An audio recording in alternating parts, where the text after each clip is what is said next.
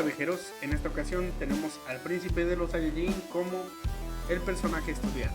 Para muchos, el mejor personaje de toda la franquicia, cuya evolución es un gran ejemplo de cómo escribir un personaje orgulloso e engreído. Para transformarlo en uno más del grupo. Un padre de familia que, aunque por momentos parece no importarle, termina por demostrar a su manera el cariño por su esposa e hijos.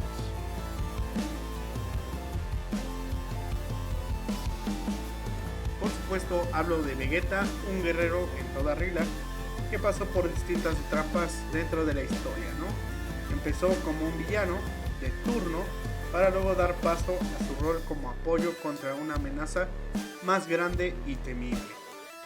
Luego con un rol entre protagónico y secundario, consolidando su posición dentro del grupo para cerrar con un breve tropiezo para dar paso a su redención final con un sacrificio y su aceptación con ese final épico. Entonces viajemos hasta la saga de los Saiyajin, ¿no? Posterior a la muerte de Goku y Raditz, el contexto en que fue presentado era incierto, con el héroe muerto y con los protagonistas en el apuro de volverse más fuertes, con la esperanza de que Gohan pudiera sacar a relucir sus grandes poderes. Así llegan al campo de batalla y lo primero que hace el señor Akira es mostrar el gran poder de los Saiyajin. Las proezas anteriores fueron la destrucción de una montaña y de la luna. Pero aquí rompieron toda escala de poder. Con un simple movimiento de dedos, Nappa hizo desaparecer una ciudad entera y nada más llegar al campo de batalla vimos de primera mano como unos simples ayudantes acababan con Yamcha, y cuando Nappa comenzó a pelear fuimos testigos de la diferencia de poder. La tensión era grande hasta la llegada de Goku, y tras eliminar a Nappa, la presencia de Vegeta se hizo notar. Rápidamente vimos que las capacidades de nuestro protagonista eran enormes, pero aún así Vegeta era superior, y se notaba. Fue tanta su superioridad que Goku tuvo que destrozar su cuerpo, y Gohan tuvo que transformarse en Osaru para tener una mínima oportunidad de vencer. Fue una amenaza absoluta, pero en cuanto inicia la saga de Freezer, vemos cómo va cambiando su papel poco a poco, comenzando a ser más cauteloso con sus movimientos, buscando estrategias hasta que finalmente se unió a los protagonistas para juntos buscar la oportunidad de volverse inmortal. La diferencia entre Freezer y Vegeta era tan grande que aún con los famosos Zenkai solo sirvió como costal de papas, ¿no? Aquí es donde lo vemos vulnerable por primera vez, impotente y destruido. Le pide a su más grande enemigo de ese entonces, a Kakaroto, que vengue a su raza, mostrando que de alguna manera aún cargaba con ese resentimiento, con esa sensación de fracaso ante el emperador del universo. En la saga de los androides lo vemos esperando a Goku, algo coherente para el personaje, y entonces comienza su evolución. Jugando la carta del orgullo, desarrolla un complejo de inferioridad ante la llegada de Trunks del futuro, lo que hace que sobrepase los límites y alcance el tan aclamado Super Saiyajin, dando una de las mejores entradas, y con la salida estratégica de Goku permite darle protagonismo a Vegeta, a Gohan y al joven misterioso. A pesar de que muchos hablan de Dragon Ball, cabe recalcar que muchas de las cosas que implementaba y su forma de hacerlo eran muy buenas, no se sentían fuera de personaje, siempre intentaba mantener la línea de los personajes, ¿no? Regresando, o sea, hablando de lo que era Dragon Ball, muchos se quejan de que hoy en día Dragon Ball no sería lo que es y tal y cual y todo, no sé qué, pero siempre se mantuvo cierta coherencia en los personajes, ¿no? regresando al punto, aquí fue donde Vegeta tuvo un gran avance, además de enfrentar una mala decisión tras dejar a Cell perfeccionarse, también comprendió el orgullo hacia su hijo.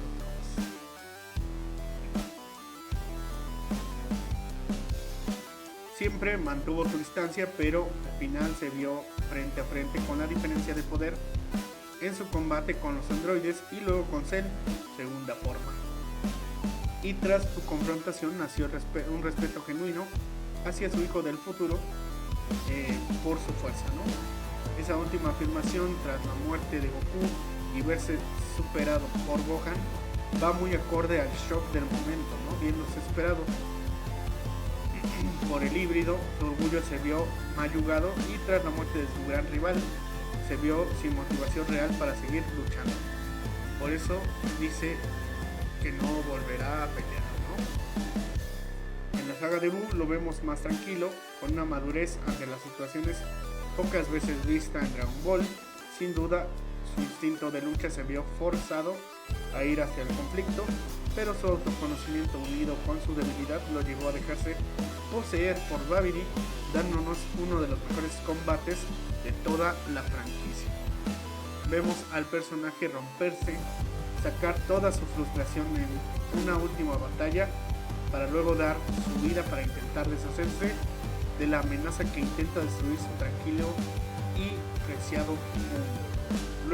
Luego con esa pelea frente a Buu, donde acepta que Goku le ha superado, pero no aceptando la derrota, sino aceptando el rol de Goku y buscando indirectamente un lugar como el de él. Buscar ser ese protector, ese ejemplo para superarse y seguir luchando. Entonces empieza la saga de Super. Con la llegada de Bills volvemos a verlo vulnerable, tenebroso de lo que puede hacer el dios de la destrucción, a tal punto que deja su orgullo de lado para hacer charadas. Aunque aquí no tiene un papel importante, sí logramos ver cómo se ha mantenido entrenando y compitiendo con Goku. En la saga de la resurrección de Freezer tiene el mismo papel que Goku, pero nuevamente lo vemos caer en la arrogancia tras recuperar su lugar como el más fuerte junto a su rival, terminando sin quererlo en la destrucción de la Tierra. Con Champa es un caso curioso porque se nos plantea un escenario donde podríamos verlo como un mentor. Lo vemos centrado y mostrando a su rival los errores que comete y le muestra la forma de subir su nivel, ¿no? En la saga de Black lo vemos nuevamente tomar ese rol de mentor para ayudar a Trunks a mejorar y se percibe ese deber que tiene, ¿no? De hecho diría que Vegeta es el más cercano de los dos Saiyajin puros en tomar el rol de héroe, siendo que Goku es distinto en ese sentido de responsabilidad. Entonces lo vemos tomando ese rol maduro de ser la voz de la razón y consciente de que sus acciones pueden tener consecuencias terribles para el futuro de su hijo. En el torneo del poder, de esa misma manera, lo vemos con ese sentido de responsabilidad, pero también manteniendo su personalidad, buscando romper los límites o sus límites, sintiéndose abrumado por Jiren, pero con determinación y con su salida dejando en Goku el resto. En el arco de Broly, ya en Super, en el arco de Broly, podemos ver cómo no duda un segundo en acabar con él. Si bien al principio intenta medirlo, termina por descartarlo rápidamente e intenta eliminar a la amenaza. Incluso vemos a Goku intentando detenerlo, lo que nos dice que realmente Vegeta intentaba acabar con Broly. Luego, en la saga de Moro, pudimos ver nuevamente un gran espectáculo, ¿no? Buscando de alguna forma pagar por sus pecados en Namekusei. Entrenando su mente para dejar a un lado sus emociones, centrándose en su racionalidad y mejorando su arsenal con la teletransportación y la transmigración del alma, que es para separar las fusiones, ¿no? En la saga de Moro, igual lo vemos de nuevo enfrentando a su pasado Saiyajin, sacando a reducir esa pregunta que se han hecho muchas veces. Si bien en el título Vegeta es el rey de los Saiyajin, la realidad es que la raza ha desaparecido, y aunque ahora existe Broly, sigue claro que Vegeta, bueno, está claro que Vegeta sigue cargando ese peso, ¿no? El peso de su raza. Su corazón, aunque no lo comparte con los demás, sigue lleno de dudas. Y si tenemos un personaje que busca ser más un héroe, ¿no? En él tenemos un personaje que busca más ser un héroe, ¿no? Con el pasado de Vegeta se puede entender esa indecisión del personaje. Siento que el siguiente paso que puede dar es dejar a un lado la moralidad para poder liderar el poder de la destrucción, ¿no? Para así sentirse pleno y poder utilizarla con mayor facilidad. Y esto puede ser contrastado con Toppo, quien en toda esencia es un personaje heroico, que además utiliza el poder de la destrucción también. Es decir, que uno no está peleado con el otro, un concepto con el otro, ¿no? Y bueno,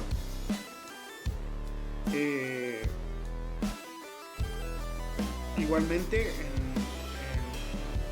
lo que es Super Hero y lo que es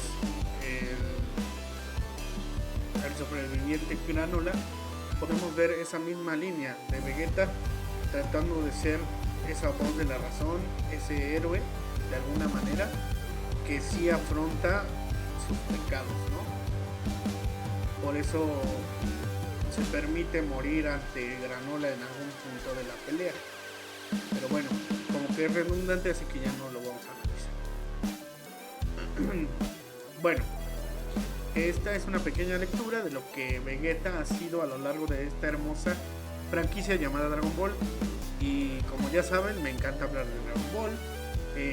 Así que vamos a traer a los personajes más importantes o que considero más llamativos de la franquicia, ¿no? Y bueno, voy a hacer un fanfic de Dragon Ball. Con el tiempo espero traerlo aquí, quizá como un podcast, quizá como una nueva sección, no lo sé. Ya habrá un momento para hacerlo, ¿no? No lo voy a dibujar porque no sé dibujar, no lo voy a animar porque no sé animar, entonces será meramente escrito y narrado. Y bueno, si tienen algo que aportar, tienen los comentarios. Seguiré compartiendo este hermoso y bello hobby con todo el mundo. Y yo sigo en este viaje. Y te pregunto, ¿quieres acompañarme?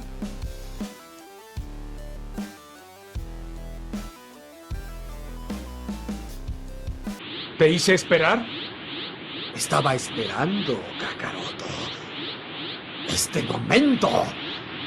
¡Siempre lo esperé!